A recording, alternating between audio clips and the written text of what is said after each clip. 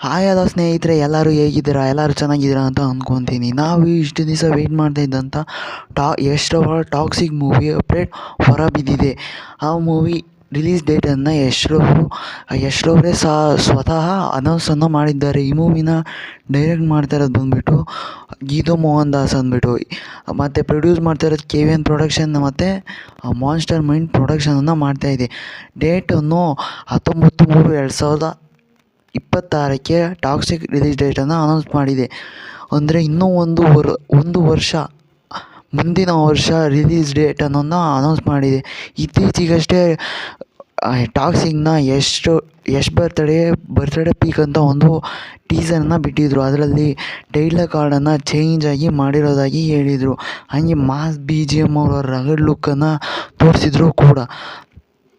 ಈಗ release ಡೇಟನ್ನು announce ಮಾಡಿದ್ದಾರೆ. ಇದಕ್ಕೂ ಮುಂಚೆ 10/4/2025 ಅಂದರೆ ಇನ್ನು 2 ವಾರ ಕಳೆದಿದ್ದರೆ ಮೂವಿ ರಿಲೀಸ್ ಆಗಬೇಕಾಗಿತ್ತು. ಆದರೆ ಶೂಟಿಂಗ್ ತಡವಾಗಿ ಆಗಿದ್ದರಿಂದ ರಿಲೀಸ್ ಡೇಟನ್ನು ಮುಂದೂಡಿಕೆ ಮಾಡಲಾಗಿದೆ.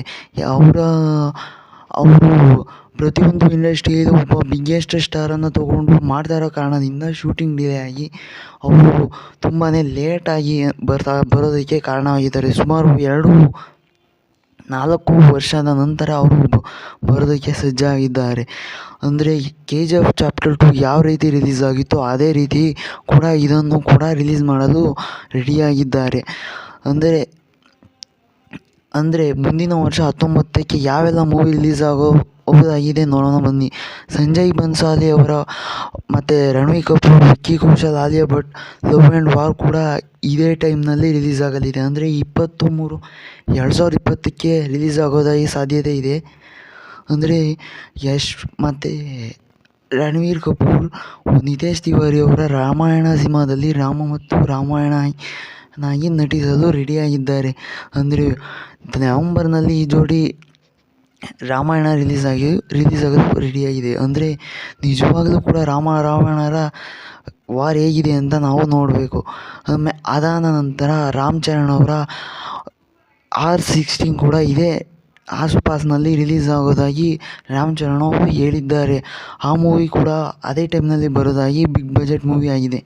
ಇನ್ನು ನಾನಿ ಅವರ ದ ಪ್ಯಾರಡೈಸ್ ರಾ ಸ್ಟೇಟ್ಮೆಂಟ್ ಕೂಡ 26/3/2026ಕ್ಕೆ ರಿಲೀಸ್ ಆಗೋ ಸಾಧ್ಯತೆ ಇದೆ ಅಂತ ಅವರು ಲಾಕ್ ಮಾಡ್ಕೊಂಡು ಕೂತಿದ್ದಾರೆ.